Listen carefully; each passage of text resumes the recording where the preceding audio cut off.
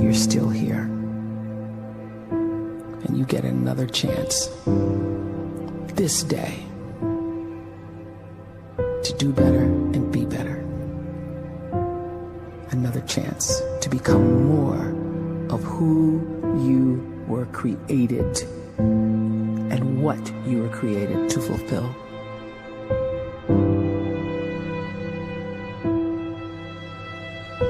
Everyone in the world is capable of living outside the role or beyond the roles that they place themselves in, no matter what it is. You're not just a dad, you're not just a banker, you're not just a brother or a son or a convict. It doesn't matter. Like, everyone is bigger, much bigger, infinitely bigger than the roles they place themselves in, and is capable of reaching potential greater than anything they could imagine.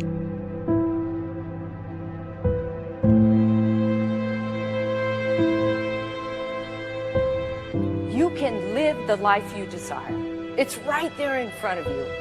But in order to achieve it, you must first see it, then believe it, and then you must graciously ask and train your brain to help you execute your vision.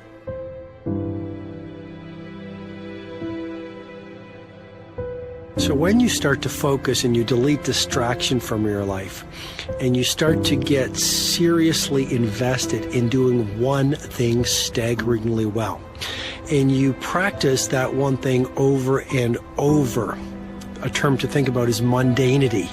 You do one simple, seemingly insignificant thing every day around your main skill, and it's very mundane, but small daily improvements over time lead to world-class results.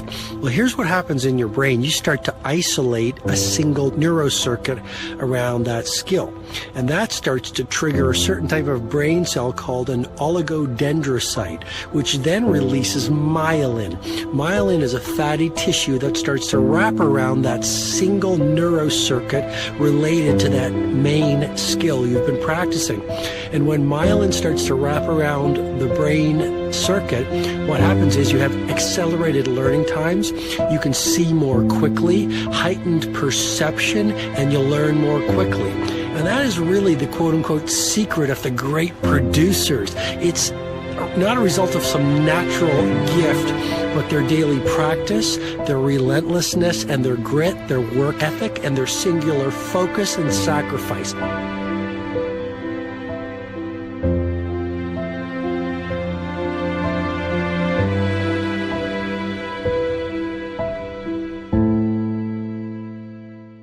A great life is built not by revolution. A great life is built by evolution. Small and steady wins the race.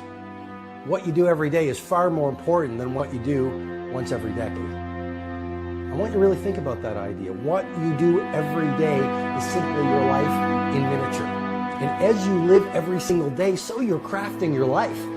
What you do over the next hours is really building your future. And if you can just get every single pocket of 24 hours right as best as we humanly can, the rest of our life is going to take care of itself. So small wins matter. The scripture says we will eat the fruit of our words. You are planting seeds when you talk. At some point, you're going to eat that fruit.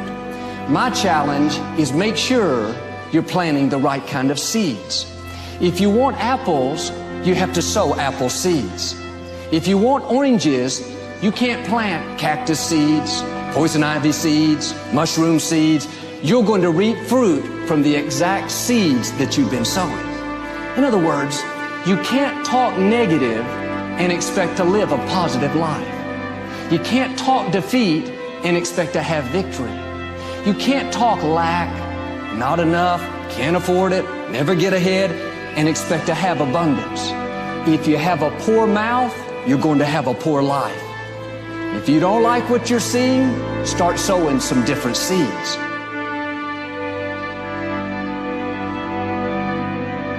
We may not realize it, but we're always feeding ourselves.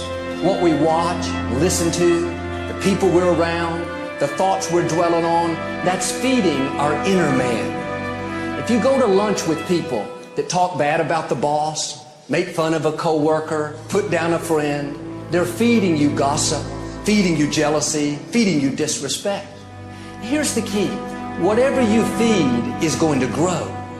You may not like what they're feeding you. You're a nice person. But if you continue to hang around them, before long, you'll be gossiping.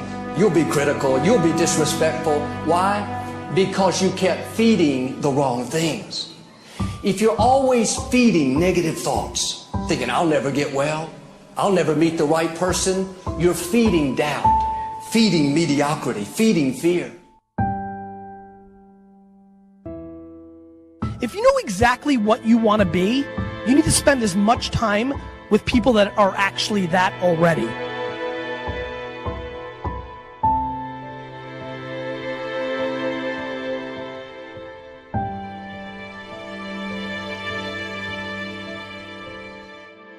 You cannot let a fear of failure, or a fear of comparison, or a fear of judgment stop you from doing what's going to make you great.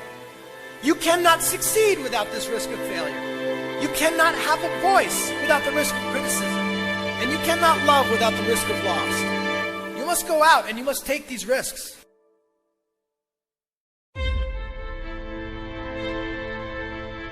You don't have the time to waste time, because time doesn't wait till you discover your purpose. If you don't know why you was born, time is still moving. And if you discover your purpose at 90 years old, it's too late.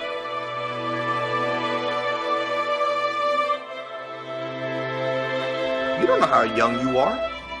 What if you die in 2 years? You're pretty old right now. You got 2 years left.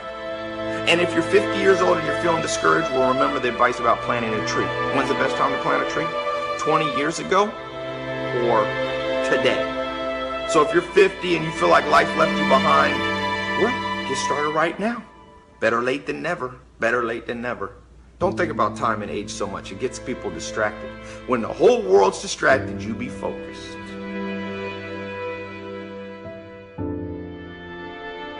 You have to trust your own voice, your own ideas, your honesty, your vulnerability. And through this, you will find your way.